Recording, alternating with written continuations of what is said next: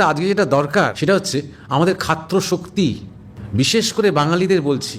স্বাধীনতার যুগে যে সমস্ত বাঙালি বিপ্লবীরা, কত কত বাঙালি বিপ্লবীরা যারা স্বাধীনতার মন্ত্রে দীক্ষিত হয়েছিল সেই অগ্নি যুগে, তারা প্রচণ্ড ধর্মবিশ্বাসী ছিল।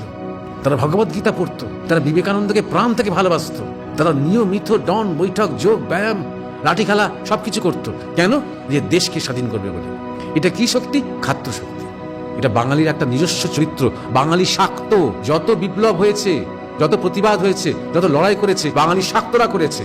মা কালীর নাম নিয়ে করেছে, মা দুর্গার নাম নিয়ে করেছে, সব বীরত্বের প্রতীক, দেখো সব যুদ্ধের প্রতীক। এই খাদ্য শক্তিটা আমাদের ছিল, হারিয়ে গেছে। কিভাবে হারিয়ে গেছে বলো তো? অহিংসা অহিংসা অহিংসার বচন শুনিয়ে, যে আমরা নাকি অহিংস। সত্যি কি তাই? তুমি যদি শ্রীকৃষ্ণ কি বলছেন অর্জুনকে গীতায় দেখো, তোমাকে সত্যিই মনে হবে শ্রীকৃষ্ণ অর্জুনকে বলছেন শোন, ওরা যখন তোকে মারবে মারুক না, তুই আরেকটা কাল বাড়িয়ে দে, দেখ না কত আনন্দ, বলবে?